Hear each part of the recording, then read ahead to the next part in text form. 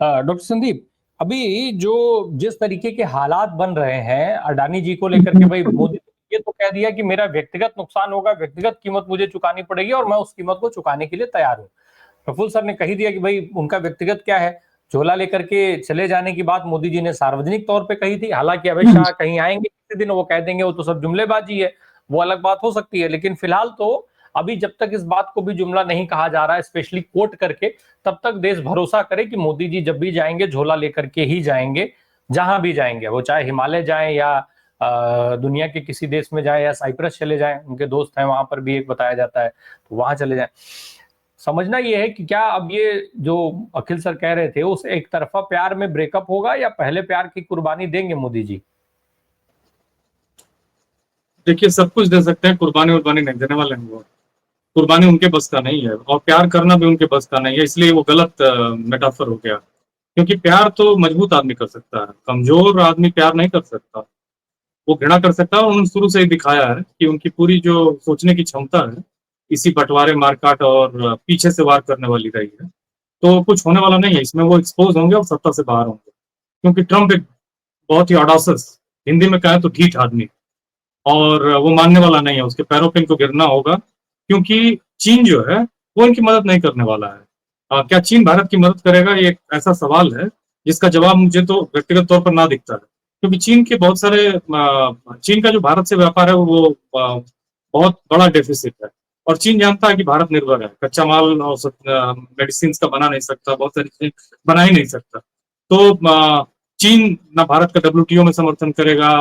चीन का कॉन्फ्लिक्ट भी है भारत से, गलवान में हो या फिर दोनों एक इमर्जिंग इकोनॉमी है। तो ऐसी स्थिति में चीन मुझे नहीं लगता है कोई मदद करने वाला। रही बात, अब आपको सामने एक ही रास्ता दिखता है कि आपको अमेरिका के साथ बातचीत करनी चाहिए और बातचीत से ही समस्या का समाधान निकल सकता है।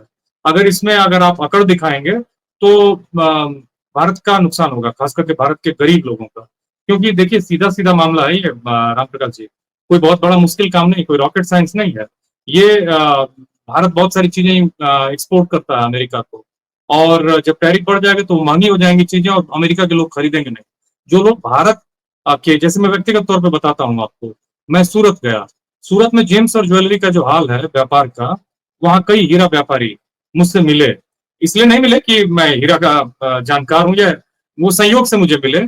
और वो उन्होंने बताया कि उस मार्केट का बहुत बुरा हाल है, हीरे का मार्केट का सूरत में बहुत बुरा हाल है। ये आपको मेन स्ट्रीम इंडिया नहीं बताएगी। रोज वहां 2 मजदूर आत्महत्या करते हैं, ये आंकड़ा है वहां का। और पूरा व्यापार बैठ चुका है। जानते हैं क्यों बैठ चुका है? क्योंकि चीन इतना जबरदस्त नकली हीरा बनाता है कि अब असली हीरे की जरूरत नहीं। और अमेरिका, अच्छा, भारत में जितने भी बनने वाले हीरे हुआ करते थे उसका सबसे बड़ा मार्केट अमेरिका था। तो अब अमेरिका में काम, मैंने मांग कम हो गई, तो कम कम हो गई तो पूरा कोलैप्स हो गया मार्केट। अब तो जो हल्का फुल्का एक्सपोर्ट हो रहा था इस टैरिफ से तो और भी जीरो हो जाएगा। जब जीरो होगा तो सोचिए क्या हालत होगी, बहुत भयावह स्थिति होगी। एक छोटे से एग्जांपल से मैंने आपको बताया जेम एंड ज्वेलरी का, उसी तरह से मेडिसिन का है, उसी तरह से गारमेंट का है, उसी तरह से स्टील और एल्यूमिनियम का। तो भारत के ये लोग जो इसमें इन्वॉल्व थे इस फील्ड में, वो काम अगर कम हो जाएगा या नहीं होगा तो क्या करेंगे? उससे वो काम नहीं करेंगे, उनकी पारिवारिक आय खराब होगी, उसके बाद देश समाज और समाज देश सबकी खराब होगी।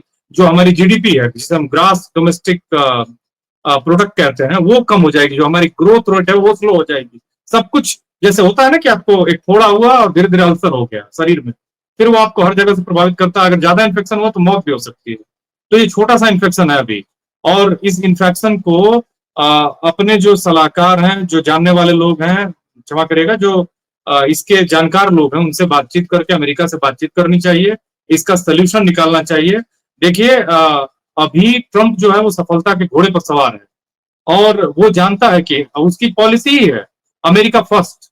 और वो जान चुका है इस बात को कि उसको चाहने वाले लोग हैं, उसको वोट करने वाले लोग हैं, वो भले व्हाइट सुप्रीमेसिस्ट लोग हों या फिर व्हाइट अमेरिकन के इंटरेस्ट को देखने वाले लोग हों, या फिर जो ये काम ला रहा है। देखिए, आफ्टर ऑल पैसा बहुत इंपॉर्टेंट मामला है और इससे अमेरिका के लोग बहुत उससे प्रभावित हैं। और वो जानते हैं कि देखिए, जब ये जो एग्रेसिव नीति अपना रहा है ना ट्रंप, उसकी वजह से अमेरिका में उसके चाहने वालों की संख्या भी बढ़ रही है और लोगों को लग रहा है कि चलिए ये हमारे इंटरेस्ट को प्रोटेक्ट कर रहा है, हमारी जॉब बढ़ेगी, हमारी संपन्नता बढ़ेगी, हमारा जीवन और बेहतर होगा। तो फाइनली ट्रम्प इस बात को जानता है कि लोग उसे वोट करेंगे और वो मैंने सत्ता में रह सकता है। बहुत ही एग्रेसिव ढंग से वो इसको कर रहा है। आप इंडिया में गाली दीजिए ट्रम्प को, उससे क्या फर्क पड़ेगा? उसको ये जानता है कि मुझे इंडिया में गाली दें, चाइना में दें, ब्राजील में दें, उससे मुझे कोई फर्क नहीं पड़ना है। मेरे अपने लोग क्या सोचते हैं, मुझे इसका क्या फायदा है? वो एक कंप्लीट बिजनेसमैन, उसमें दया और क्षमा और माया, इस तरह की चीजें, और ये इसमें it doesn't care about all this things. So वो जो है वो पूरा व्यापार देख रहा है, और उस व्यापारी के साथ आपको व्यापार करना होगा। ये लोग जो अपने को बहुत बड़े व्यापारी समझते थे, बहुत होशियार समझते थे, चालाक समझते थे, ये लोग अब पूरी तरह से एक्सपोज हो गए हैं, क्योंकि इनकी कोई विजन नहीं है। इनकी तो विजन इंडियंस के लिए नहीं है, अपने उस प्रिय पात्र के लिए है जो वहां फंसा हुआ है। अब वो भी फंसा है, भारत भी फंसा है। अब चुनना है इनको कि भारत को निकालेंगे या अपने प्रिय बच्चे को निकालेंगे, प्रिय आदमी को निकालेंगे। क्षमा करिएगा, बच्चा नहीं, दोस्त है वो तो। खैर, पैसा तो लोग कहते हैं कि इन्हीं का है, कहना क्या है, इन्हीं का पैसा है। स्मार्ट आदमी जो तथाकथित अपने को स्मार्ट कहते हैं, वो ऐसे ही काम करते हैं। मतलब पेपर पर नाम उनका नहीं होगा, लेकिन सारा काम उनका होगा। तो बहरहाल अपना पैसा बचाते हैं या फिर देश को बचाते हैं, ये दो चीजें हैं जो आके अटक गई हैं और गले की हड्डी बन गई। नहीं उसको उगलना बन रहा है, ना निगलना बन रहा है। अब ये बहुत बड़ा संकट का सवाल है। कोई भी अच्छा आदमी वो देश के इंटरेस्ट को प्रोटेक्ट करेगा। बिल्कुल। कुछ बोल रहे हैं। डॉक्टर संदीप, एक लास्ट कमेंट, जिस तरीके से जो बातचीत हो रही है और जो होना चाहिए वो निश्चित तौर पे जमीन आसमान का अंतर है। क्या आज हमारी सत्ता मोदी जी के नेतृत्व में इतनी सक्षम है कि इस तरीके के विचारों को एडॉप्ट कर पाए, इसको लागू कर पाए, औद्योगिकरण की तरफ कदम बढ़ा पाए, बजाय जो है दूसरे देशों पर निर्भर रहने के?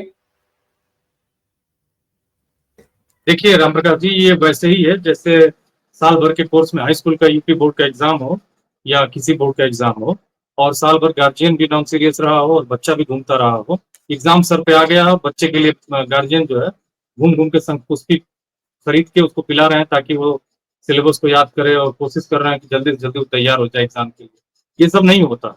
आत्मनिर्भरता भी साथ में, और आत्मनिर्भरता और हिंदू मुसलमान का सीधा संबंध है। भारत तब तक आत्मनिर्भर नहीं बनेगा जब तक अपनी एक मेजॉरिटी कम्युनिटी को दबाता रहेगा, जब तक यहाँ पर शोषण होता रहेगा। ये मत समझिए, मैं आपको सीधा बता रहा हूँ कि अगर आप समझते हैं आप समाज में किसी का के एक्सप्लॉयटेशन का इंटेंशन रखते हैं और सोचते हैं कि वो परेशान है, इसको मैं परेशान करके अपने से खुश रहूंगा, ये असंभव है। आप अगर किसी के लिए साजिश कर रहे हैं या फिर माने कोई समाज में परेशान है, तो आप भी बहुत खुश नहीं रह सकते हैं। उसका सीधा कनेक्शन है। भारत कितना आत्मनिर्भर है, देखिए मैं आपको बताता हूँ साफ साफ। देखिए चीन से वियतनाम का नाम आ रहा था। वियतनाम ने अपने स्कूल एडुकेशन में, खास करके साइंस एडुकेशन को इतना मजबूत कर लिया है कि वो सही बोल रहे थे अखिल स्वामी जी कि अगर भारत निगोशिएट करने में थोड़ा सा भी ढील ढाल करता है तो वो दूसरे जो प्लेयर्स हैं, छोटे छोटे देश हैं, ये वो उस अपॉर्चुनिटी को लपक लेंगे और भारत फिर ताकता रह जाएगा। ये जो भारत का संबंध रहा है, एक बड़ा व्यापार करता रहा है भारत, अमेरिका को एक्सपोर्ट करता रहा है, वो सब कुछ हाथ से चला जाएगा। देखिए मैं दो तीन चीजें बताता हूँ।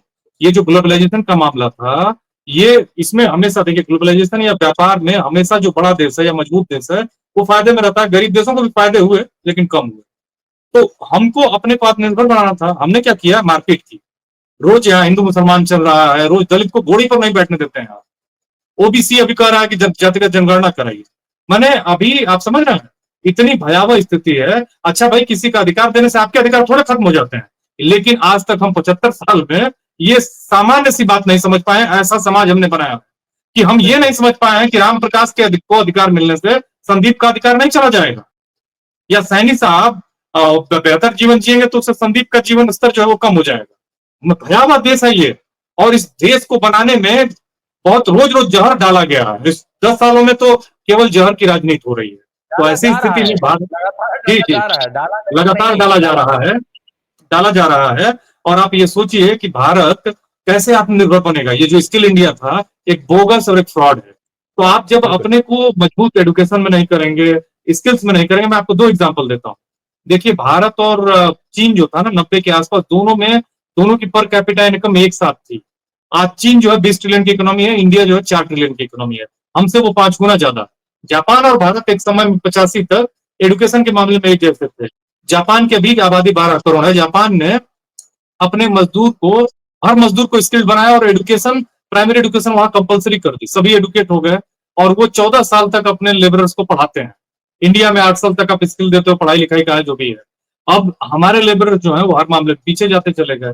जब आप हमारे लोगों को स्किल्ड नहीं बनाओगे और हम हमारे सिस्टम को आत्मनिर्भर नहीं बनाओगे तो हम किसी भी मुश्किल को झेलने के लिए कैसे तैयार होंगे। अब सबसे बड़ी समस्या इन सब की सारी चीजों की जड़ में ये जातिगत जनगणना का मामला है, हिंदू मुसलमान का मामला है, ये जो वंचितों शोषितों के दमन का मामला है, कहीं ना कहीं वैचारिक स्पष्टता न होने का मामला है। क्योंकि आप एक तरफ तो आप अपने को राष्ट्रवादी बताते हो और एक तरफ अपने ही राष्ट्र के भीतर के लोगों को गलत गलत मुकदमों में फंसाकर जेल में डाले हुए हो। जो सच की बात कर रहे हैं, जो आपको आईना दिखा रहे हैं, उनको आप मारना पीटना जान ले रहे हो उनकी। तो ऐसे थोड़ा ही चलता है। तो कुल मिला के मैं बता रहा हूँ कि भारत गंभीर संकट में है, क्योंकि अभी चॉइस दो है, अपने को बचाना है या देश के इंटरेस्ट को बचाना है। अब इसमें देखिए ये क्या करते हैं।